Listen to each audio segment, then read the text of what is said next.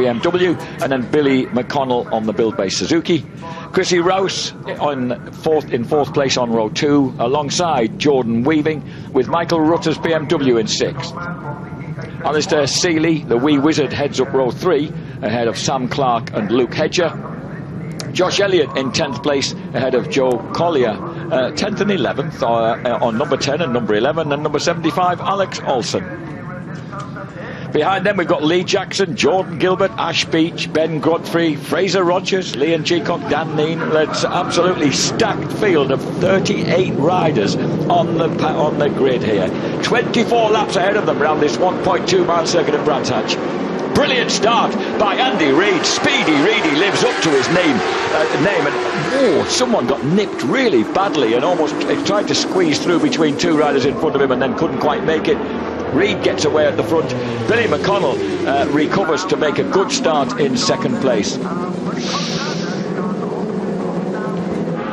And plenty of people. Michael Rutter's got absolutely pummeled back downfield from a decent starting position. So the veteran Rutter, oldest. Oh, wow! A huge moment there.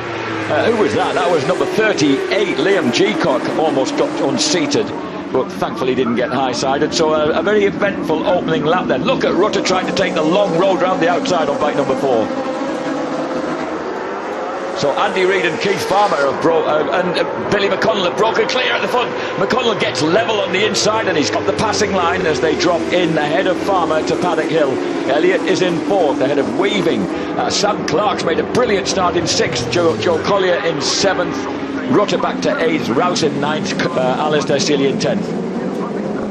Did you spot the deliberate mistake there? I think he said Colin Seeley. Well, I would have been impressed. It would have been, mind you, a local man, and had a fair amount of success at Brands Hatch and all kinds of disciplines. But Keith Farmer there, the big wobble off the line, didn't really get the jump when the lights went out, and a bit of a bobble on into Paddock Hill Bend on that first lap. But great recovery, and Billy McConnell looking in determined mood today, away at the front, dived down the inside of Andy Reid on that first lap and taking off at the front.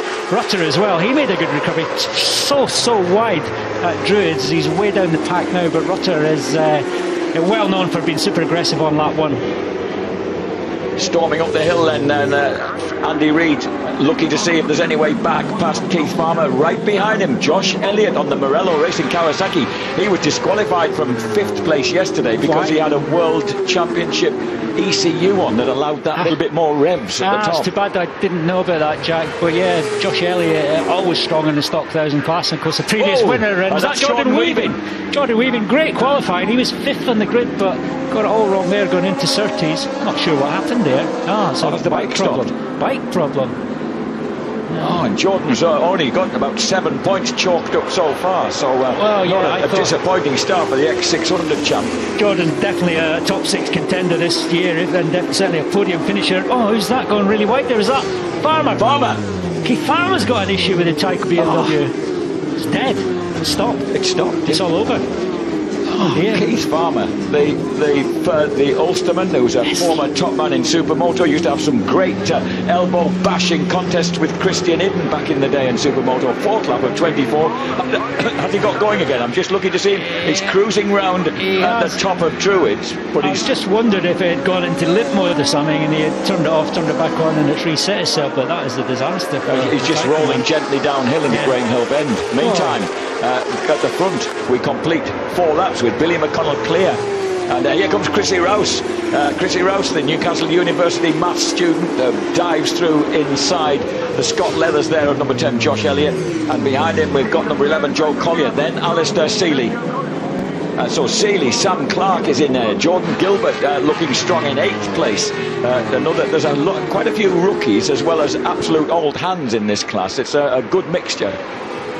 We got everything. Yeah, Chrissy Rouse I thought would be stronger yesterday. Steve Brogan's Kawasaki man, but yeah, he's certainly got things going together. And that's a good new team as well on the block. Based in a combination of Belfast and the Isle of Man, really, as they come storming across the line now.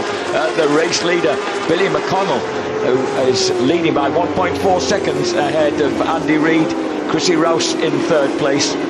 Elliott in 4th. Collier in 5th. And Rouse beginning to look to threaten Andy Reid as well. Reid dominated yesterday. He seemed to be able to control the race, Neil. He did, but I think Billy McConnell had some kind of issues going on yesterday. He just had to bring it home. He really, not major mechanical issues, but suspension issues, maybe a bit of grip problems. I think they've had a bit of a revamp overnight. He's already gone a lot faster than he did yesterday, 46.341 compared to 46.6 yesterday. So whatever they've done with the hot racing, built by Suzuki, they've got things going a lot better today.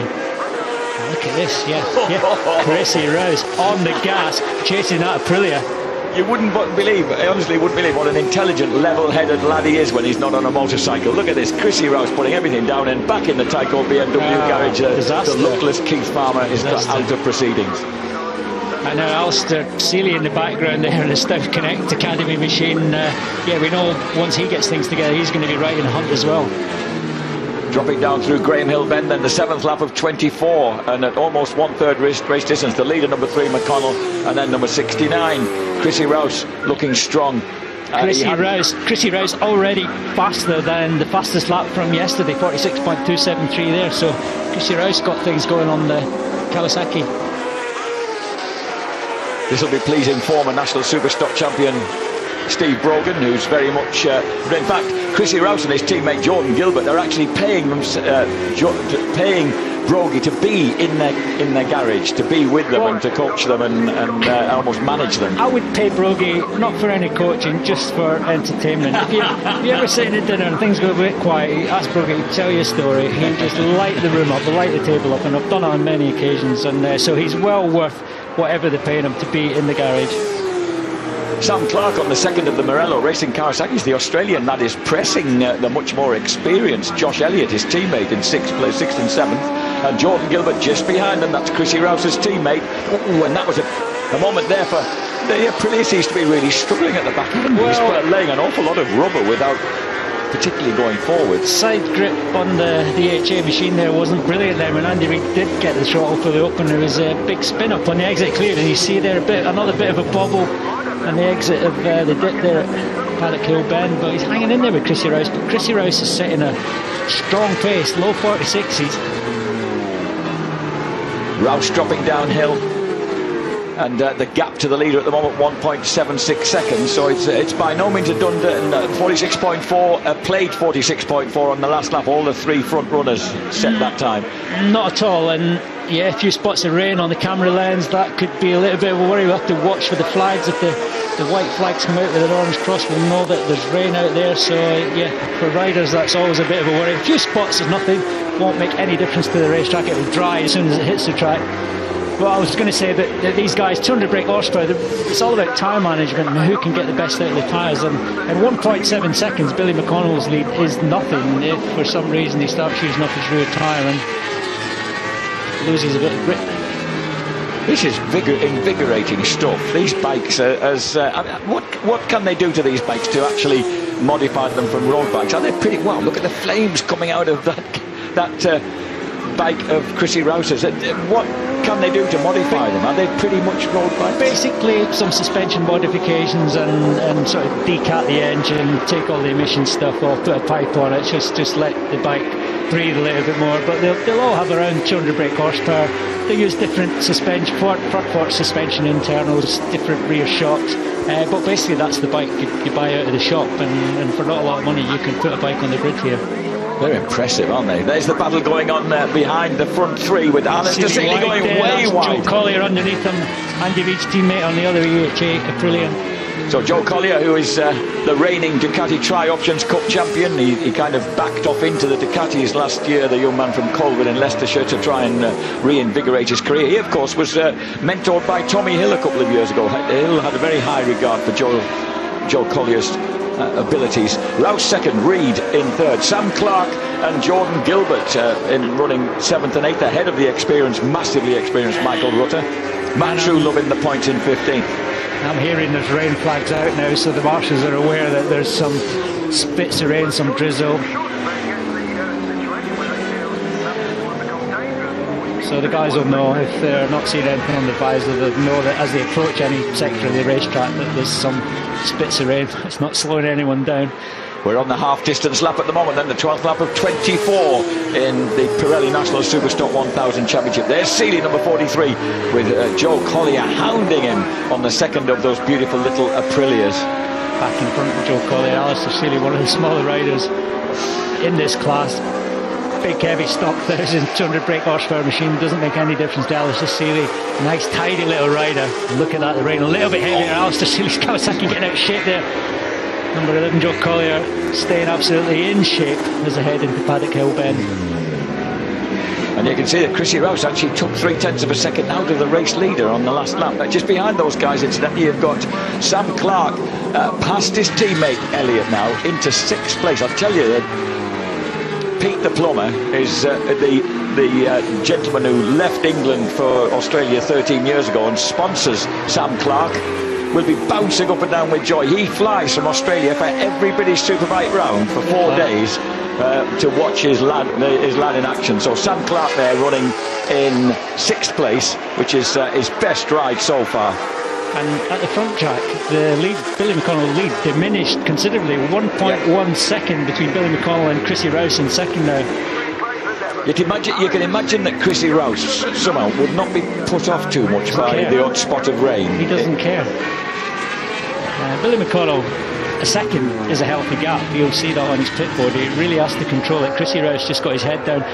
The guy in front has got the trickiest job because he's the guy that's going to get to the rain first. The marshals will... and Billy McConnell was wide there as he just went into Surtees and headed round to Clearway, so I'm pretty sure Chrissy Rouse would take some more time out of him. Billy McConnell there on the new GSXR 1000 Suzuki. All in line. Looking good. Let's look at the gap this time. 1 second. Pretty much stays the same.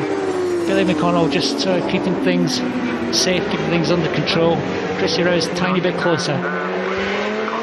Coming up the hill there is McConnell, the almost veteran now from Adelaide. And just look at that, the gap has diminished. And the 22-year-old from Burnetfield near Newcastle upon Tyne running in 2nd place and beginning to just nip that gap back. Chrissy Rouse... he's looking. We know he's tenacious, but he's got the right now. He's got the pace. Yeah, if you look up tenacious in the dictionary, Chrissy Rouse's name would be right next to it. But Billy McConnell, the flags have gone in there. Not seeing any rain flags, so things. Oh, big crash there. At least the riders in one piece. Someone's lost it in the entry to Druids. The gap at the front, 1.1 seconds. And that's a Scottish motorcycle that's upside down. It's number 49, Paul McClung. Paul McClung. I presume if he comes from Haddington and he's Scottish, you probably know him. Strong rider, Paul McClung. Very good. Been on the Sport Championship a few years now. Putting a season together in Stock 1000, but very strong rider, good young rider.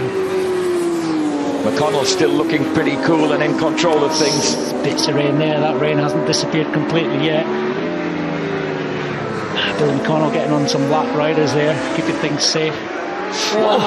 Big sideways. Safe. all these machines are fully equipped with traction control, up to the riders whether they want to use it or not. But Billy's bike looking brilliant there, just perfect tyre management on the exit. And they matched one another's lap times identically on that lap. Incredible. So Andy Rouse not making any inroads, but Billy looking a little bit more loose.